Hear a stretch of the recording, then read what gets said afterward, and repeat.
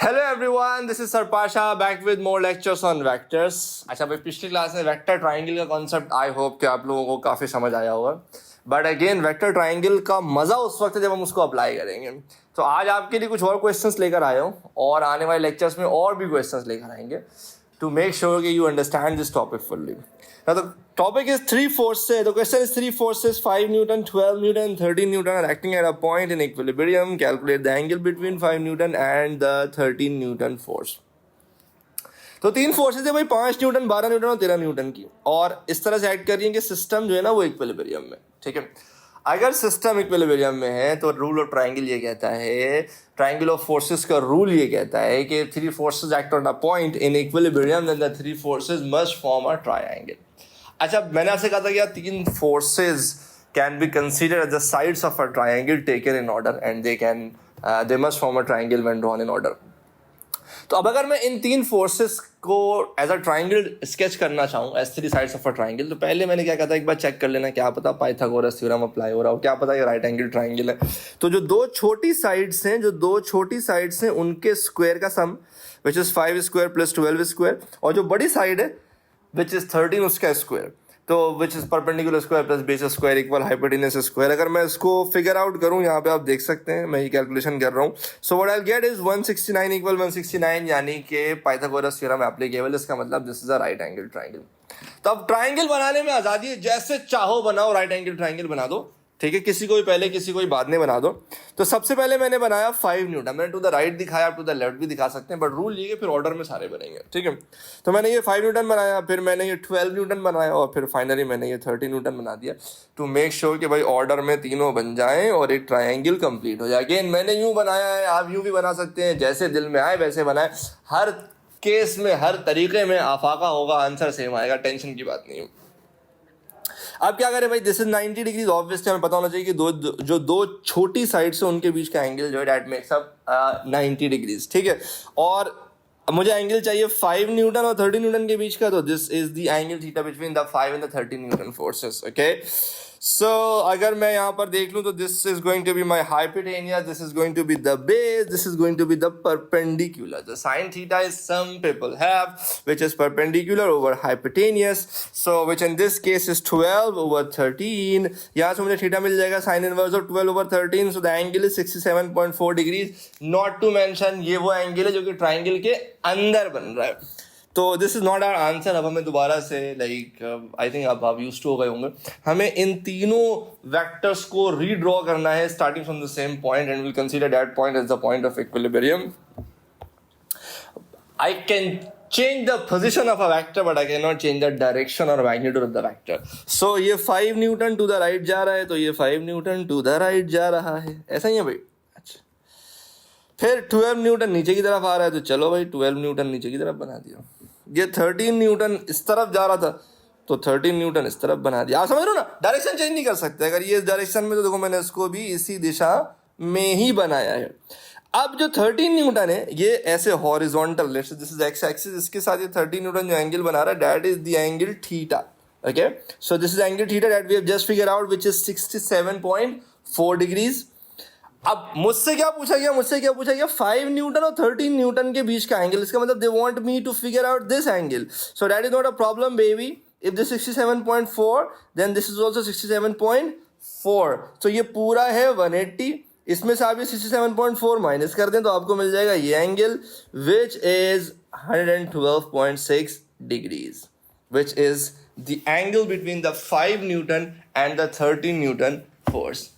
समझ आ रही है बात? अच्छा, अब again the same question can be done in numerous ways, क्योंकि हर कोई ट्राइंगल ऐसे नहीं बनाएगा ना कि पहले 5 न्यूटन यू बनाया, फिर 12 न्यूटन यू और फिर 13 न्यूटन यू।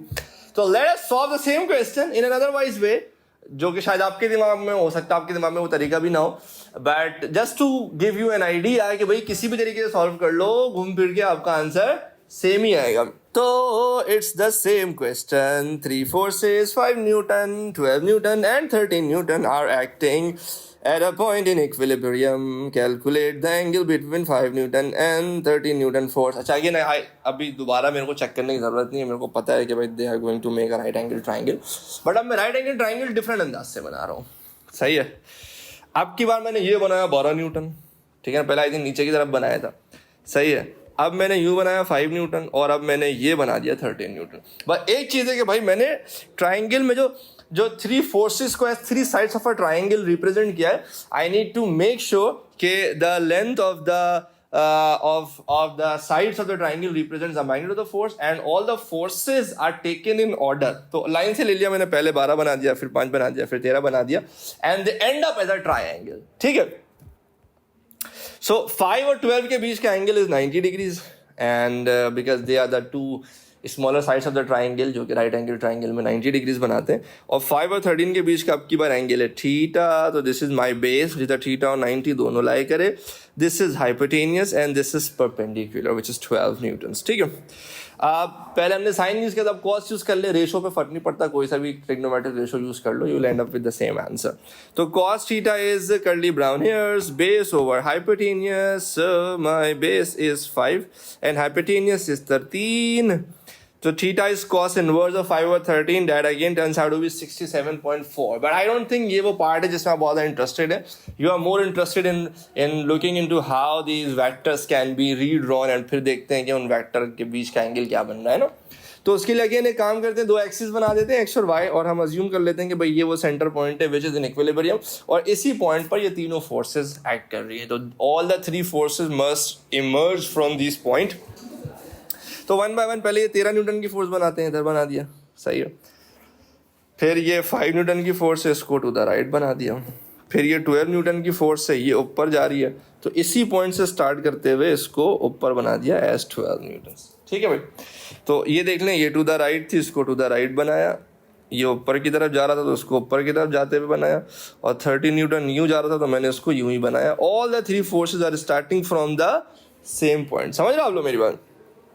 अब ये तो 90 डिग्रीज है। अब ये भी देख लो कि ये जो 13 न्यूटन की फोर्स है, ये एक्स एक्सिस के साथ थीटा बना रही है ना, तो यहाँ पर भी मैं इसको इस 13 की जो 13 न्यूटन की फोर्स है, ये एक्स एक्सिस के साथ अभी भी कितना बनाएगी, वही 67.4 डिग्रीज बनाएगी। आप समझ लो, ये 13 न्यूटन की फोर्स है, ये एक्स एक्सिस के साथ क्या बना रही है, ये 13 न्यूटन की फोर्स है, ये एक्स एक्सिस 67.4 बना रही है। यूँ भी दिखा सकते हो, या इससे ज़्यादा आसान ये भी हो सकता है कि ये एक्सिस इसके साथ 67.4 डिग्रीज बना रहा है।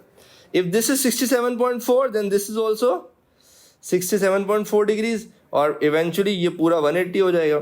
तो इसमें से आप माइनस कर दो, दिस बिकम्स 112.6 डिग्रीज। ठीक है। मेरे ख्याल से इसको करने का ज़्यादा आसान तरीका ये हो सकता है, ज़रा मेरे साथ रहिएगा, इतनी लंबी अगर हम ना भी करें ना तो कोई टेंशन की बात नहीं है। मुझे पता है कि ये जो 13 न्यूटन है, ये एक्स एक्सिस के साथ क्या एंगल बना रहा है, 67.4। तो ये रहा 13 न्यूटन, ये एक्स एक्सिस के साथ क्या एंगल बनाएगा, 67.4। So let me mark this as 67.4।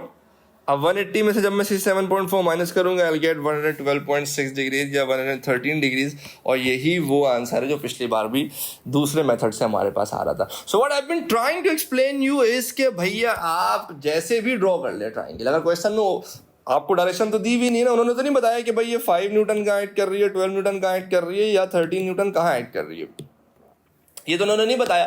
तो आप कहीं भी मार्क कर सकते हो, बट अगर इक्विलिब्रियम में तो बस आपको ये ध्यान में रखना है कि all the 3 forces must be drawn in order. समझ आ रही है आप सबको मेरी बात? अच्छा, अगले लेक्चर में, वो छोटा सा लेक्चर होगा, 3-4 मिनट का ही लेक्चर होगा, आई होप, या 5 मिनट का, जिसमें अब हम एक ऐसा ट्राइंगल पकड़ते हैं, जिसमें एक ऐसा क्वेश्चन देखते हैं जिसमें किसी ऑब्जेक्ट पर 3 फोर्सेज एक्ट कर रही हैं, तो दे must form a triangle when each force is represented as the sides of a triangle.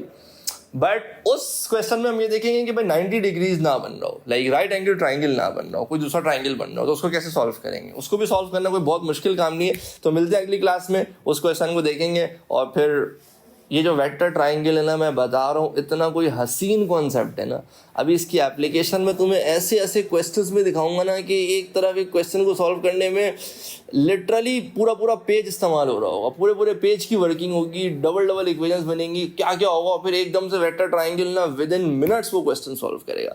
तो इसको आपने हल्का नहीं लेना है, इसको आपने जेन्युइनली समझना है, और आपने बस एंड तक कंटिन्यू करना। आप आपको मजा आ जाएगा कि यार ये क्या जबरदस्त चीज है। ठीक है ना, मिलते हैं अगली क्लास में।